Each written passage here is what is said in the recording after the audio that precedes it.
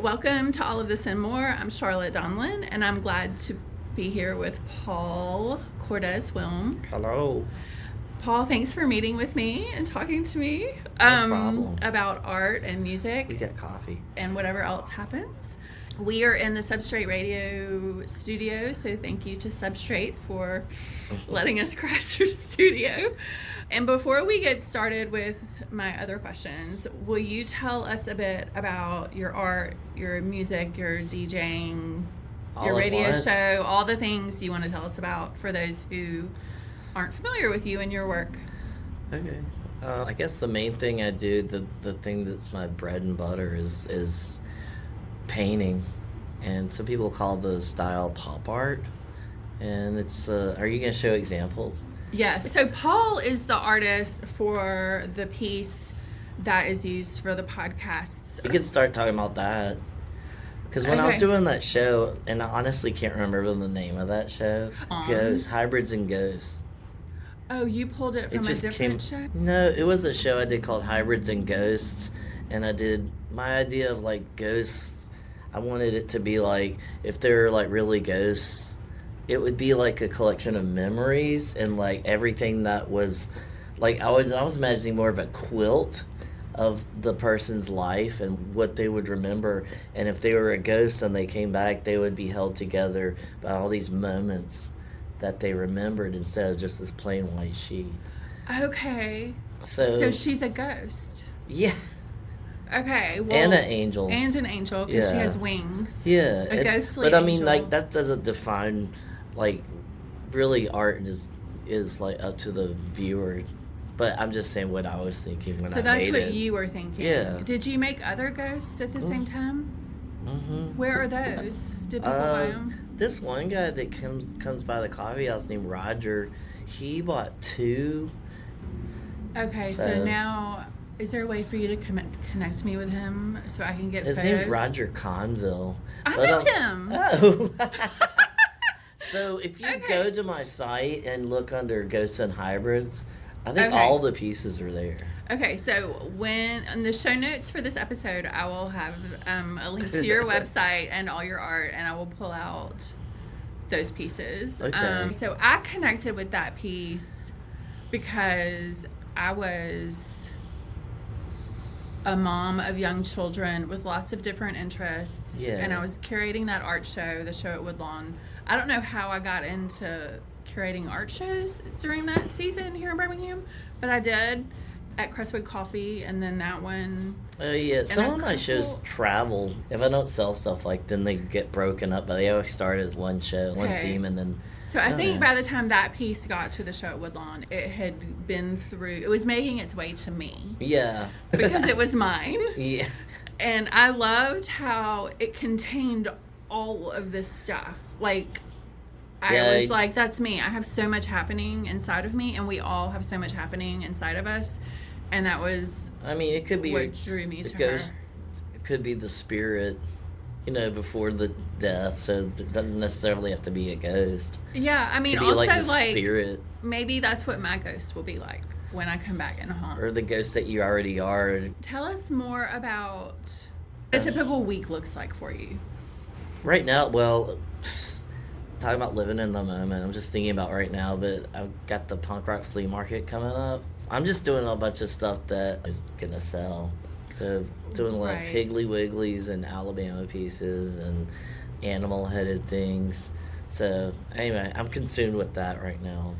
Like I said, it's kind of my bread and butter. Okay, and then so you I can't get too deep on those pieces.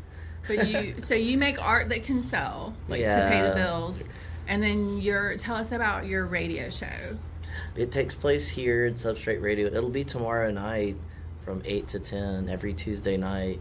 So it's called Psychic Tuesday Radio, and there's a part of it which is kind of silly, but I take psychic requests. Wait, what does that mean? It means like I put on a tight turquoise turban, and then I'm like, send your cosmic vibrations if you want to hear a particular song, and then there's a sound effect. It's a kind of mix between John B. from Pee-wee's Playhouse and Johnny Carson when he would put a turban on. I kind of mix those two together. Amazing. So I get the vibrations, and I'm like, oh, well, Jimmy wants to hear Gina and Billy. It's hot. And then I'll play it. Okay. Oh, there's the guitars from my band. Hi. This big window's right here. So I have tuned into your show, but it's always been when music's playing. So the first hour is called the 8 o'clock shuffle because it starts at 8, and I wanted it to sound like a dance. But also shuffle, it's an eclectic mix of old, new, brand new, and sometimes local sounds. And so I'll like find like some stuff that just came out, and then there's some like newer stuff, and then there's, I don't know, classic stuff, and there's psychic request stuff, and then I'll at least play 3 to 4 local bands. And that I think that's exciting because when I was growing up, there was this like a pirate radio station that came from Spring Hill College, and they would mix in local stuff with other stuff. It caused me to judge the local stuff less because I would listen to it and not find out that it was local till later. And so I want to do that. Like, I don't say it's local until afterwards. Right. And so people are like, oh, wow, I can see that being live. Like, it's just like right around the corner from me. Yeah. That's kind of wanted to emulate that feeling of like when I was growing up and hearing that pirate radio station. Okay, I love that. So was that one of your influences on you and your having the radio show? Was tuning into that pirate radio show? Yeah, honestly, it was weird because I went to Montevallo and I thought there would be some sort of similar radio station, and there just wasn't. And then I moved here, and lo and behold, Jason asked me if I wanted to do a radio show because I was posting mixes every other week on Mixcloud, and he said, you want to just turn that into a radio station? And I went, yes. A radio show? Yeah, radio show. But it was when he was starting the station? Yeah. Okay. It was bucket list for me. Okay. How long ago was that? August 28th it'll be 7 years. So I hate to confess this, but I did not really listen to Substrate until earlier this year. And I've lived here my whole life, including the past 7 years. And I think I just didn't... I think it's like a best-kept secret. I just didn't realize what was happening, you know? Well, I wish still, to this day, I wish there was still a radio tower and you could tune it in on your car. It is a little difficult just because it's online. Yeah. But, I mean, if you know, you know. So. And then once you know, you know. So what's refreshing about it is... It's all new to me, usually. Yeah. Like, all of it. I mean, that's kind of the point of me doing it. Yeah. And it also keeps me, like, constantly searching and looking for new stuff. There's this whole give and take thing for me. Like I said, before the radio station, I was just doing mixes anyway, constantly sharing. I like sharing music and stuff. I like exposing myself to new things, like new music, and then in turn, I like exposing, other people to that. Okay, and so it's like the cycle. It's like the creative cycle and the art encounter cycle. Yeah. Where you receive and then you give, and then your listeners receive and then they give. It's just really exciting. So tell me about your live music, your band. It's called Nowhere Squares. Lately I've been calling it Punk Wave because it's like a mixture of punk and new wave. The best thing about it for me is I dance around like a maniac. I'm the lead singer. And it's very cathartic. It's almost like self-help music. You get a lot of demons out of me. Our last album that came out almost a year ago, it's called Cancel Your Plans. And there's a lot of like dealing with like freaking out about things going on, about like the whole political situation and stuff like that. And it's really fun. It's the same kind of thing. I'm speaking my mind and being cathartic and stuff, and I'm hoping that if somebody were to sing along, they would suddenly, like being self-help to themselves too. Yeah, like enter into that healing moment with you. Yeah, in a real kind of fun way. Paul has a show in Huntsville at the Low Mill. What's it called? It's just called Low Mill. Yeah, it's that's another best kept secret. It is. So it's like a 3-story place. It used to be a shoe factory, and now it's 5 galleries, probably 20 artist studios, a theater, and there's I think 3 different restaurants. It's really awesome. It's great. It's in Huntsville, I love it. Which is about an hour and a half from Birmingham if you're in the southeast, or if you're ever down here. Definitely worth a visit. Yeah. So this was my first time to go there. which it's been open for a while, hasn't it? Yeah. Yeah. It's the year of the snake, so you're shedding one skin and I'm discovering this and that. Yes. So it was good for me to go for many reasons, but one was to see your show that's there. Yeah. How long is it going to be up? It'll be up till September 20th. There's going to be a closing on that date. Okay, I think I'm in town. Ooh. Let me think. Yes. I think. Yes. And you could just buy every one of the pieces. Well, there are like I'll give you three. a discount. There are 3 I really want. We're in one of those seasons where we all aren't supposed to be spending money right now. But maybe we'll come out of that season by September 20th. Believe me, I've realized like the economy is totally affecting my market. I'm like, why aren't people buying this crap? It's not crap. Why aren't people buying your art? It's because the economy really is being affected right now. That's the thing is I've been through hard times before, so it's real nice to just get used to them. Yeah. I've never been like resting on my laurels and going, oh, you know, just here's another $1 million painting. I have a hard time raising my prices. I think your prices should be higher, actually. I do too. You want to be my manager? I don't know how to do that. Birmingham's spoiled though, because I'm so used to giving people deals and stuff, especially at the thing next week, the punk rock flea market. Somebody, I can tell they really want it, and they'll see the price, and then I'll go, I'll take $25 off of it. I think some people know I'm gonna do that. Well, then I think you should increase your price by like 25 to 50. After this economic hardship is over. Probably, yeah. Probably. I'm always willing to meet people halfway. So let's talk about a couple of the pieces that are in the show right now. Let's I start had a with lot of fun working on this show. Do they have names? Show them? Oh, you're gonna show it on the thing? I'm gonna show it on. This is number 9, Untitled they 9. Don't have names. Actually, that's one of my least favorite thing to do is title something. Okay. I feel like everybody. It'd be funny if like there was this big like dry eraser and people could write their own title. Yeah. You should do that. Because I myself could come up with probably like 10 different titles for that. Yeah. But it is all united under the theme of our divided circus.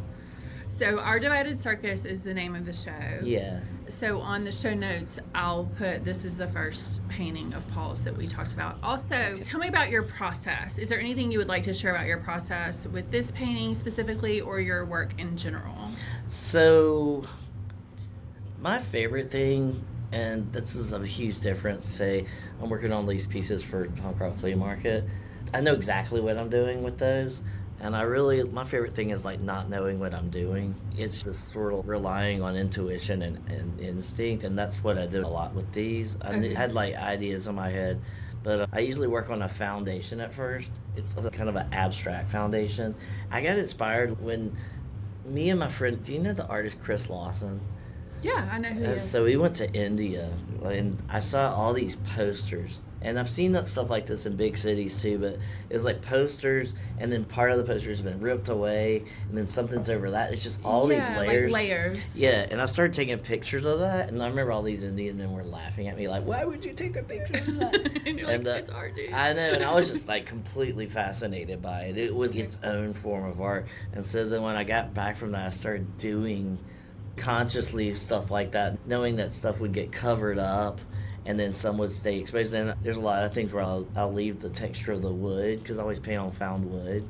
So I'll leave that behind. That's part of the foundation or whatever. One of the layers. Yeah. I sort of leave a lot of it in an abstract way. And then if I have a theme in mind, I'll use images that convey the theme. This is like a circus, a kind of crazy production kind of thing.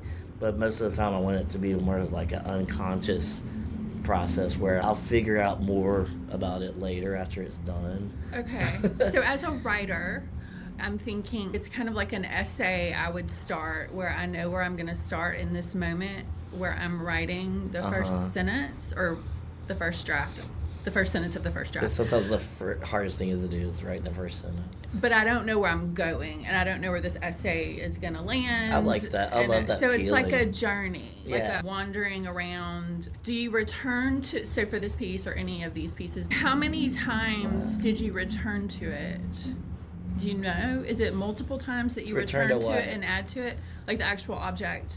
Like you do a layer and then come back and do a layer, or like do you do the whole thing within like a day, or is it over multiple days? Okay, this is one thing I do. I guess I forgot to say, but I will do each layer all at the same time. This is like 27 pieces. I'll do the layers and then do another layer and do another layer, and then you know what I do is funny. I kind of pretend that another person did the first thing, so I don't understand the first layer. Okay. And then I'll just put an image over that, and it's almost like I'm collaborating with myself. Like different versions of yourself. Yeah, so I'll do these layers and then let maybe a day or two go by, and then I'm approaching it like I've never seen it before. And then I'll do these images, and then once the image is done, then I really start having fun with it. I'll add some collage and stuff to it. So it is done over... It's one image at a time. Yeah, well... I mean, obviously, you can only paint one thing at a time. Yeah. So there's this layer of abstract paint. There's probably... Let's see. There's probably 4 different stages. And I do each one at the same... I do image, and then I'll do image, and I'll do image, and then... Anyway. Okay, now I want to make a documentary. It's almost like a weird little assembly line. Okay, so for this one that I also love, with the light bulb, that I will also put in the show notes. So it's a different vibe, like the colors, it's more muted. I remember like when I was doing that, I have red-green color blindness. So I use like really bright colors, and a lot of times I treat colors in a sort of apathetic way. I don't know. So that's another reason I was like, I'm going to try to do something monochromatic. But I think blue got in there. Yeah, there's blue. Sometimes, so do you not know what colors are on that? It's like gray, black and white, and gray and blue, I think. Yeah, so, and some pinkish, reddish. Yeah, so I mean, anyway, my attitude towards color is a little bit like flippant. But that was another thing that was really fun about this show, is I really didn't care about colors, and I just knew I wanted it to be colorful. My whole attitude about color is a little bit different. So tell us about your attitude about color. Well, it's kind of like whatever mood I want to convey. I can do traditional things with color, and so I've just gotten it wrong sometimes. But I've just sort of decided to throw the whole idea of wrong and right with color like out of my brain. But I do choose like brighter colors as a result. So colors based on mood and feeling is very much in line with abstract expressionism, which I know is one of your influences. Can you tell us a little bit about some of your influences and how that has formed you, how seeing their art has formed you to be the artist you are now? Well, Robert Rauschenberg is a huge influence. I saw some of his stuff when I was a teenager. It was an exhibit in Washington, and they were huge pieces. He was one of the first people to do screen printing. It was a lot of it just seemed like really slapped together, but the color stuff was really, there was lots of drips, and just, it was almost like Jackson Pollock kind of stuff, but there was images here and there. And I remember going back to high school and in our art classes just immediately going in through like a collage phase with that attitude. Okay. I think it kind of confused some of my teachers. So what high school were you at? McGill Tulane. It was in Mobile. Okay. It was a Catholic high school. So you're from Mobile. Yeah. Okay. We had this really great art teacher named Sister Sandra, and she was just really open-minded. So that collage phase after you saw his work, I mean, definitely like was a precursor to your current work, right? These layered pieces. I feel like, especially with this show, I was painting the collage.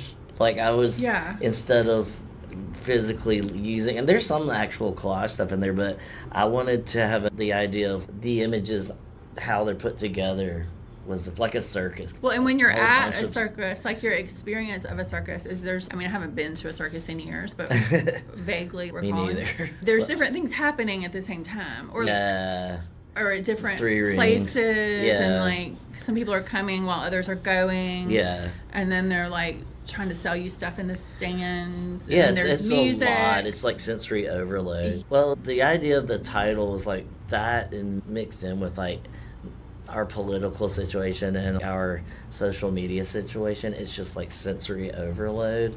Yeah. And yet it's divided because everybody, if you're thinking about people looking at their devices and stuff, we're all having sensory overload, but in completely different ways. It's like personalized sensory overload. Wow. So it's like one big divided circus. So that was what I was trying to convey in that show. Well, I think you did.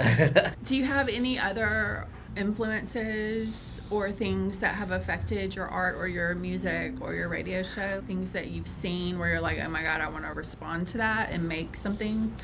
Yeah, I mean, one modern artist, he's British, is David Shillinglaw. If you look up his stuff, he's current. I think he's like 42. His stuff it's all together. He does lots of murals, but it's like all together, but it's all divided. Looking at his stuff totally inspired me because usually in my paintings I'll choose one image or one or two images and concentrate on that, and that gave me the idea of putting like layering lots of images. Yeah. Okay. And but yeah, now that I have a grasp on that style, I kind of want to I would love to do murals like that. Like huge pieces. Look at that. That's cool. I love that one. That one's great. It kind of reminds me of mine, my angel ghost. Oh, you know? Yeah. So I mean, I've done stuff like that before, but yeah. But it's the way that was approached it was one image. So like, see all that in there? That's like. Oh, and I see that influence. It's overwhelming, yeah. And some of the pieces from the circus a little bit. Yeah. Okay. And it sort of opened this door for me because it takes a lot more work. And it's kind of a whole nother mindset because I am putting a lot of images in there. Yeah. But like I said, it's kind of me turning around the Year of the Snake. I shedded one skin, but then this newer version is coming out. So Year of the Snake's kind of like, I feel like it's been an important evolutionary kind of year. So tell me more about that. What the Year of the Snake has nourished you over the past few months. Tell us more. Oh yeah, snakes appear a lot in that show too. Yeah. Just in general, like in my personal life, it's kind of crazy. Different things that have happened. And even my brother and just different things. I thought this would be a lucky year. I know it's so weird to like go. I know, but it totally hasn't been. But I mean, it's not over. It's but not. I mean, it does. Well, and we can have luck along with chaos and tragedy. Yeah, I think it's a childish thing to think of, like, oh, lucky. But I mean, I've had lucky periods. Yeah. And then, like, when the lucky periods aren't happening, then I've learned to not be so crushed by them and be like, oh, well, you know, it's just ups and downs and peaks and valleys. What I've discovered about this year is that I'm learning more about myself, but in a totally different way. It is like an old skin kind of falling off, and then, or like a cicada, like abandons its old body, and then there's a new cicada underneath. Do you have any new ideas for art? One thing I want to do, this is really crazy, and I need to just do it, especially like in this year since I had the idea, but I like the idea of the impermanence of art. So I feel like the idea of preserving art, we have photographs and high definition photographs. I think the idea of museums, I think that needs to change, and it'd be really great to embrace the impermanence of things. And I would like to do a whole series of paintings where I've almost completely finished them and then bury them and wait 6 months to a year and then dig them up and then put like polyurethane over all the rot and decay. Either that or leave paintings outside and document the slow disintegration of them. Yeah. So the final work of art is it shows disintegration and impermanence. Okay, so there's crazy. No, it doesn't. There's an eco artist I love, and I'm so bad with names. I'll have to look. There's like a documentary about him. I'm not even going to pretend that I know much about him, except he does a lot of art like with nature and using found objects in nature that are supposed to disintegrate and fall apart. Yeah. And change over time. Does he document it? And he documents it. And it's the important part. So it reminds me of that, like this kind of eco, like what happens naturally in the in the world, the natural world, you're wanting to capture that with the art you make. There was paint. a couple pieces in our divided circus where I did leave them outside, and some of the stuff is very damaged, and then I polyurethaned over that. So Okay. I was starting to experiment with that on this show a little bit, and put more three-dimensional things in it, like the tinsel coming out of the clown's mouth and the chandelier diamond on the lady. Like, so just the idea of like if I left that long enough, that thing would decay or whatever. I just like the idea of time being like collaborating with time. Yes, yes. I was thinking about like bolting some paintings like in public and bolting it to the wall and then see what if people graffitied over it. I don't know, stuff like that. Like letting time and chance and Yeah, other like forces. Elements, accidental collaborations, stuff like that. That's kind of where my mind is going. So that's kind of what's around the corner. In the meantime, I'll just be painting things that I know will sell. Let's see. What types of external and internal resistance have you experienced while working on your creative projects, and how have you responded? What do you mean by resistance? You want to make art, but there's something keeping you from making it, and you have to figure out like where that resistance is coming from. A lot of the times it'll just be getting burnout. But I'm a multitasker, so I will work on something and then go to my room and work on the radio show, and then go and then I'll write a Nowhere Squares lyric. I just finished that Our Divided Circus show. It like drained me, and then I know I have a commission coming up or something like that. And I hate to say it, but it's like another damn thing I've got to do. Well, you aren't adding in your like rest that you need as a human. Yeah. Like not just because you're an artist, but humans need rest. So are you not resting enough? Sorry, spiritual director. I'm definitely resting enough. Okay. It's just so when I do shows like that, I have to go in them like knowing it's at a gallery. So I'm putting a lot of my intuition and instinct and stuff and faith into it, and having to say to myself, this stuff really might not sell because it's right around the corner and it's new. At least it's new for me. So I put all that into it. But for like the bread and butter, I have to do this other stuff. So then I'm just drain myself, and now I need to make this like Piggly Wigglies and like Alabama stuff and the Alabama theater stuff.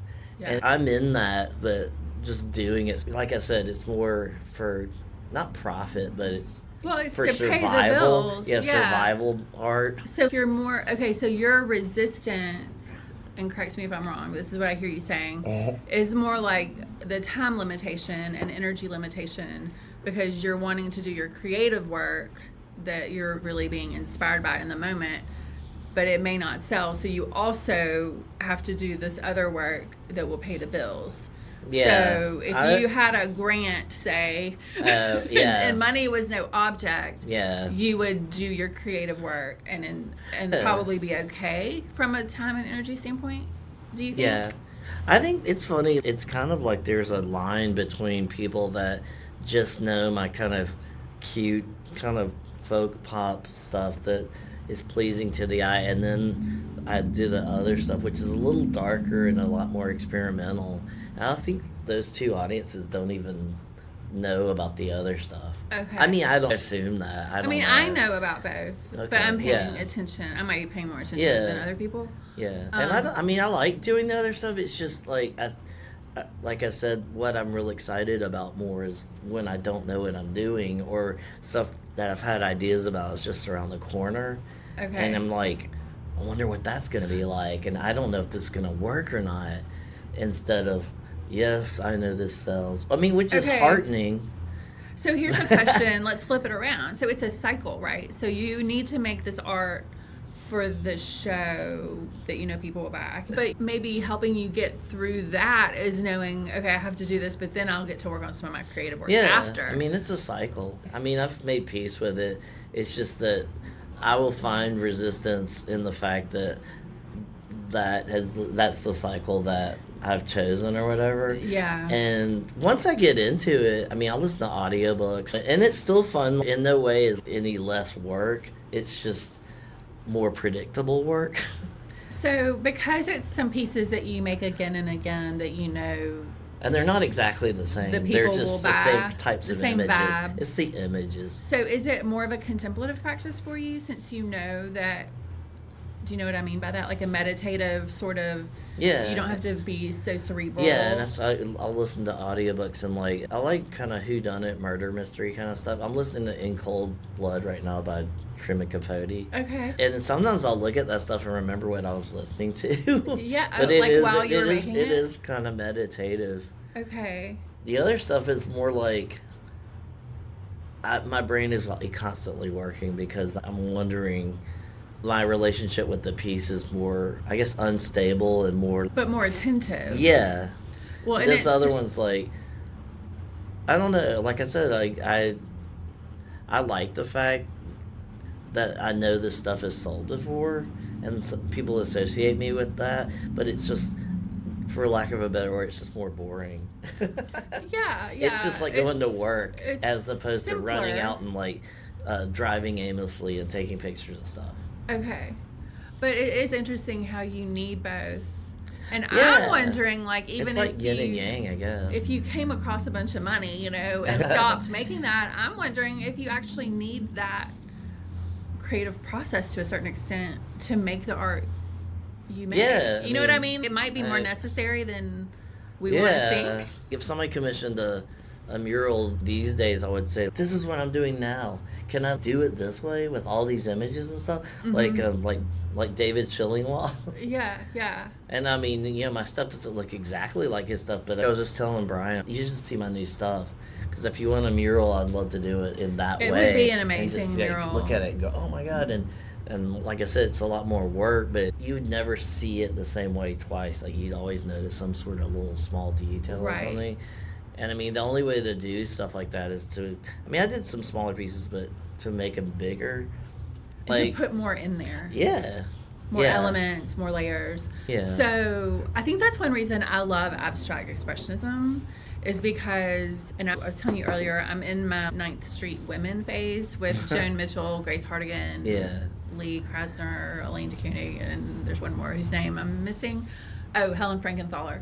So I'm spending a lot of time with their art, and when I was in Seattle recently, I got back yesterday. It. I went and visited one of Joan Mitchell's pieces Ooh, 5 in person? times at the Seattle Art Museum. Art in person is so different from a photo. Yes, So but different. every time I went, I saw something totally different in this one piece that has a lot going on. And I looked at it, like my eyes like took it in, but my attention didn't notice these 4 what look like yellow thumbprints at the bottom. Oh. I didn't see them Whoa. until the 4th time I was there. So tell me about that, how you're drawn to abstract expressionism and how that sort of thing works its way into your work, which you've just mentioned, but tell me more. Well, the idea of putting different things in there, you can't help but associate one image with another, or even if it's just a block of color or just some dashes, these things are put together. And I like the idea of it almost feeling like a puzzle. Yeah. Or if somebody hoards stuff and then puts it together in this nice little way, like one of those little knick-knack things, you constantly find yourself, you didn't notice the fact that this was next to here, or I put tinsel. Like fringy, foily Yeah, there's one thing where it's like eyes crying, that kind of stuff. Yeah. Or you might realize, oh, that's supposed to be like tears, or Yeah. if you're in another mood, it's like something else, like that could be light, Right. light shining from an eye. So you can only do that when stuff is sort of slammed together. That's one thing about abstract expressionism, is that it's abstract, but there is something being expressed, and that something being expressed could change each time you look at it. Right. And it's the same thing with abstraction, is that you might, depending on the viewer, like their mood or whatever, there's no reason why an artist should say, this means that, and that's it. Right. There's a lot of people that want me, I think in the stage of Wikipedia and online information, people want things explained to them, And I want to say, pretend I've been dead for 200 years, and then ask me. Yes, because you're not going to get an answer, which I love. So in this documentary on Joan Mitchell, she talks about that. The interviewer is pressing her on why her art isn't more like political, obviously political. And she's like, I don't want to be manipulated. And something she says often is, I hold the landscapes within me. I carry my landscapes within me. And when I paint, I'm painting the feeling that landscape gave me. And what I want for people who see my art is for them to feel, but I'm not going to tell them what they're supposed to feel or what they should be feeling. Because you really kind of can't. Exactly. So it's being honest about the whole process. And I think time comes in as an element when you view it multiple times. So time is an element with art anyway. You're wanting to make it more of an element in some of your art and like these ideas you have. But each time I come back, like when I go to Huntsville again, hopefully on the 20th, like I will get something different because I am a new person and I'm coming to it with who I am in that moment, how I've been formed. Yeah, I mean, that's kind of like the secret to the whole thing is moments. I'm really into the idea of living in a moment, and sometimes that's really good, sometimes that's really bad. Like, if you're sick, living in the moment's kind of horrible. Because you're suffering. It's never going to get better. That's another element to our divided circus is that these are all different moments, and that's kind of what life is. It's like, I mean, I could run outside and see somebody walking down the street with a party hat, and then I'd see somebody come out and spill their to-go box full of food, and it's just like, whoa. And people, that's like, we're just like talking about the ghosts with the memories. Yeah. It's like everything's moments and memories, and if you compare life to an algorithm, and there's nothing's there planning what you're supposed to see, it's all like spontaneous. Right. And it's kind of like looking at all these things like it's like an attempt to throw your own algorithm off and not go into a set pattern. I'll drive places and go on autopilot, and I realize I go the same way every time. And so sometimes you need to snap out of that. You want to be disrupted. Yeah. And you want to disrupt others. Yeah. And it's, I feel like that's exciting. And it's like the older you get, a lot of people, like, their habits and things start to get set in stone. That's what's exciting about this radio station or this radio show, is that I'm constantly trying to see what's new, things to never try, to revisit things. So if you look at the paintings like that, you notice something different. There's a lot to take in, a lot of moments to take in. Yes.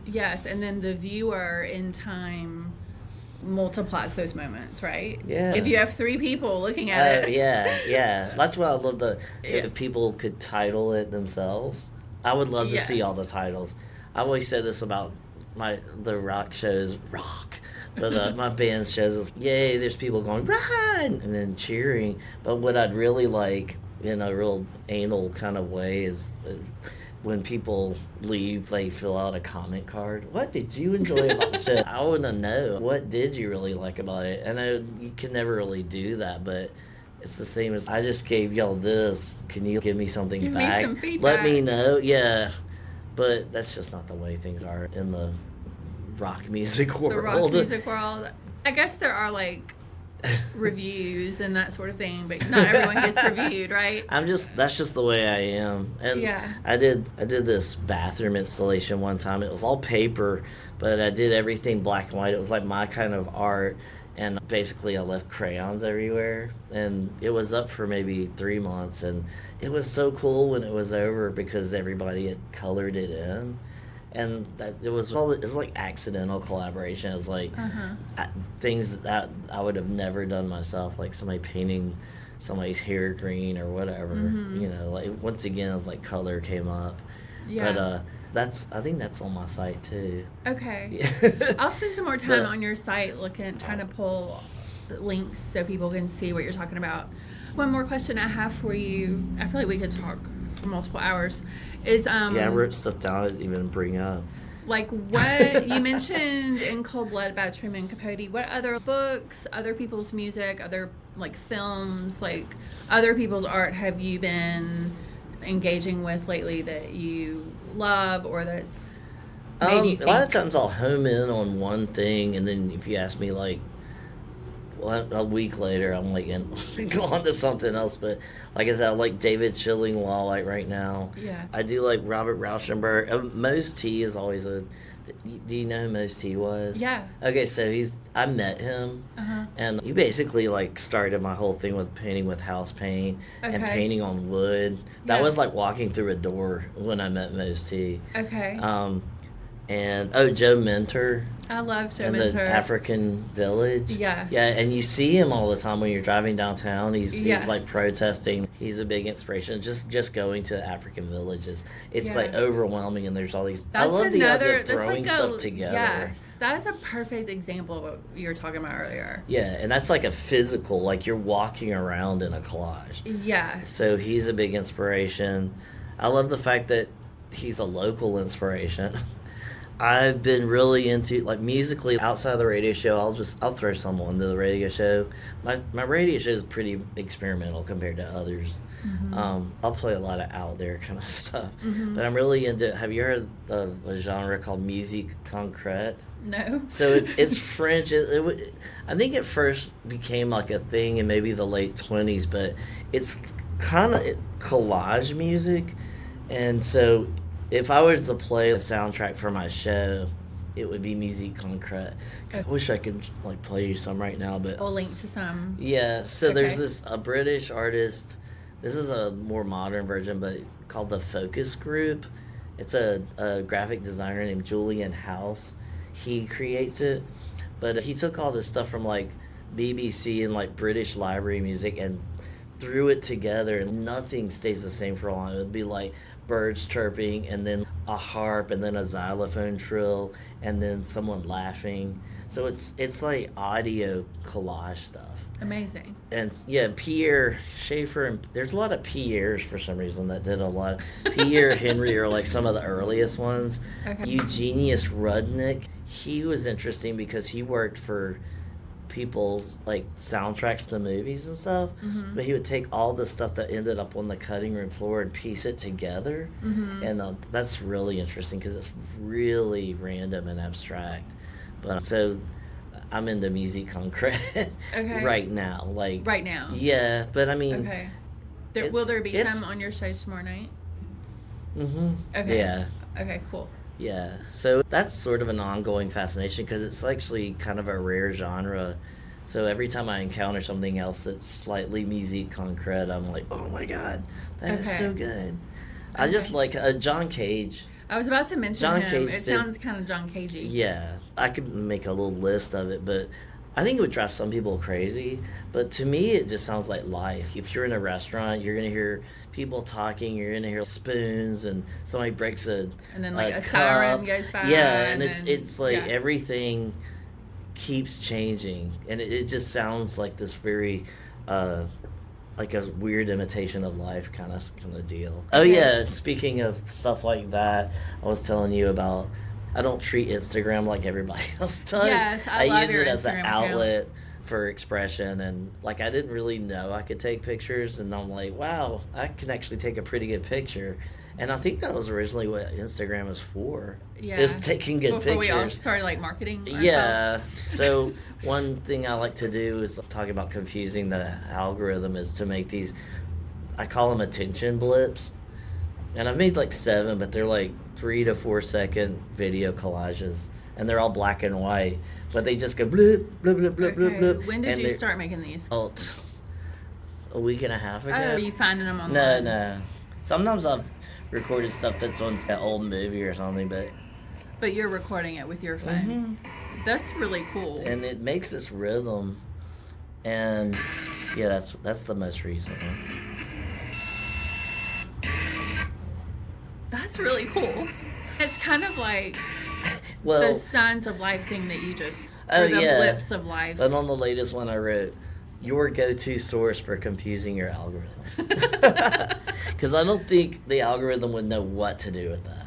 I mean, So that's another point of me doing it. And then because it actually makes a form of musique concrète. okay, so I'm going to Especially when like it all loops. of them and then see what it does to my algorithm. Okay.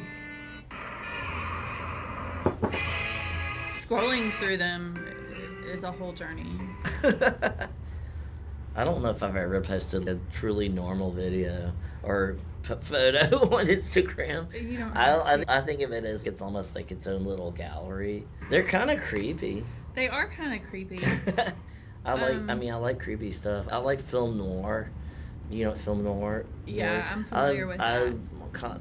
That's like a genre it's this gift that keeps on giving. It's like there are so many film noir things that like they were made and they were just kind of forgotten. I watched this one called The Unseen recently, and I was no familiar actors or anything, but just really fascinating plot and creeped me out. It's called The Unseen. It's okay. Anything else you want to share before we wrap up? Well, you were talking about videos and stuff that might influence me. I think especially with the way the world is right now. I remember last time Trump was president, I was like constantly, oh my God, what is he doing now? And I was like, I'm going to learn from this experience. So even if he's doing crazy shit, I'm going to ignore this as much as I can because it really stresses me out. And I realized if we didn't have these devices, our lives would probably be fine. We would just be like, oh, the sky's gray today, and this is happening, and all of this is compact in its own little world, and you can ignore it if you want. It's just that it's an addictive thing. So I've been making it a point to ignore the media. Yeah. And if somebody tells me, oh, no, the nuclear bomb's going off, I'd be like, oh, well, now we're all going to die. But, I mean, other than that, I think paying attention just to my own life and the politics of my own life is enough. Because it's too distracting and it's too negative. It's like toxically negative. So that's just one thing I've been doing is I've just been personalizing my own stuff and paying attention to my own drama. Because a lot of it might not even be real. I have no idea. That's the point we've gotten to. It's like, what is real? Should I even care what I'm seeing on this thing? Well, I think part of his point is to flood our nervous systems. And so I'm trying to pay less attention. I mean, I still pay some attention. It's like I want to be informed so that I can do what I can do as a human who is around other humans who are suffering. But I'm definitely not tuning in as much. And I am way less disrupted by it. I'm learning to know that like my response doesn't have to be so dramatic because I've seen it. It's not surprising anymore. Even though it kind of is, because we're still like, I can't believe this human was elected, and also this human is doing this right now. So I think it's been a contemplative practice for me to not be so shocked by things, even though most of it's very horrible. And I want to say back to my deep dive into the abstract expressionism, learning about how that art came to be and how a lot of them were like getting in trouble for not being political, especially people of color who were abstract expressionists, and other like black artists would get onto them for like making the stuff that no one knew what it was. But I feel like it's a subversive sort of way to resist. Yeah. And then I think some people have written about that, but also like where it came out in the 30s and 40s and 50s, like there was World War I, and then there was like the Depression, and then World War II, and then the Cold War, and that was a lot that these people were living through and experiencing. It's made me more interested in history and places at the intersection of how this art was being made. Yeah, I also have the opinion that anything that gets too political, it loses in the terms of art and music and it's a challenge, is to you lose some universality when you limit something to a time period. And then, okay, here's a good example. Like the Beatles wrote Revolution, and John Lennon wrote, if you go around carrying pictures of Chairman Mao, you ain't gonna make it with anyone anyhow. And so everything about that song is universal except that. And I think he even regretted saying that. Oh, really? Because you're like, blah, blah, blah, sorry, it's gonna be all right. And you're like, Chairman Mao, what is that? And it was so important at the time, but it put this time stamp on it. And so I feel like with Cancel Your Plans, I was like, I'm writing about this, but I'm not going to say Trump in it. I'm not going to say this and this and that. You want, like, the universality to carry through time. You want to say, I could listen to this 10 years later and it would still be important to me. Right. So that's another thing, is if somebody bitches about somebody else, well, you're not being political enough. Well, you also want to think about it being relevant and important later. Well, and who gets to decide what's political and what's I know, not? I mean, everything's know, political. I know. Okay, so now I want to ask you about the Beatles, because my whole family loves the Beatles. Yeah, I love so the tell Beatles, me too. about your Beatles. Like, I- is it an obsession, and or what do you love? It pretty much is. It's like an ongoing obsession. I think me and my brother probably heard the Beatles through the womb, because my older brothers and sisters were listening to it. And it's funny, the way I heard the Beatles was like, it was played on like baby record players and stuff, but they had like the albums and singles.